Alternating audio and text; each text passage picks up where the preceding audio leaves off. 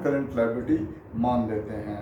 और अगर क्वेश्चन में स्पेशली कहा हुआ है कि ये लेस देन 1 ईयर के लिए इशू हुआ है तो उसको करेंट लायबिलिटी के अंदर शॉर्ट टर्म बोरोइंग हेड के अंदर दिखाते हैं।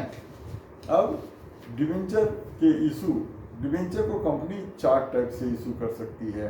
For cash, number 2 for consideration other than cash, number 3 as collateral security और number 5 issue from redemption point of view. Issue for cash के अंदर भी 2 केसेज होते हैं, इन लंप सम, इन इंस्टॉलमेंट। इन लंप सम के केस में कंपनी को 2 एंट्री करनी होती है।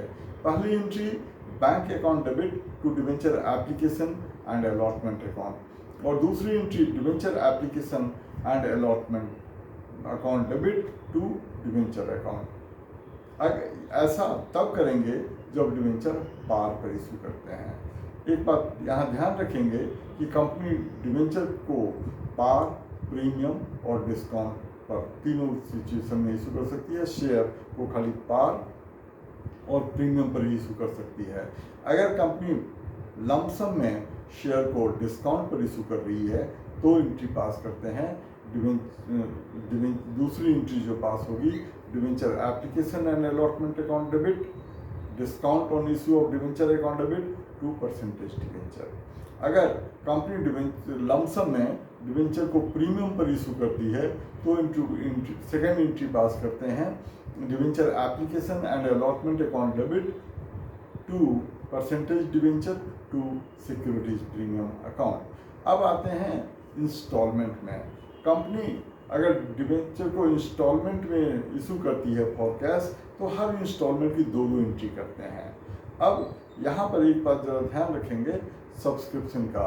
जैसे शेयर के केस में सब्सक्रिप्शन 3 टाइप से होता है, फेयर सब्सक्रिप्शन या नॉर्मल सब्सक्रिप्शन, अंडर सब्सक्रिप्शन और ओवर सब्सक्रिप्शन। अंडर सब्सक्रिप्शन में एक बात याद रखेंगे कि मिनिमम सब्सक्रिप्शन डिवेंचर के केस में 75% का होता है और शेयर के केस में 90% का होता है। उससे कम पर डिवेंचर सब्सक्रिप्शन होता है तो कंपनी को सारे पैसे रिफंड करने होते हैं। अब इसकी जर्नल एंट्री में आते हैं।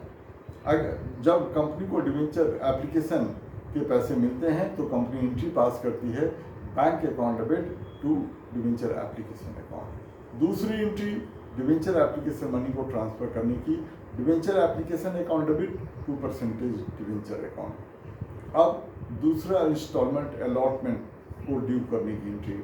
अलॉटमेंट को जब ड्यू करते हैं तो उसमें 3 ऑप्शन होते हैं कंपनी के पास में, पार, प्रीमियम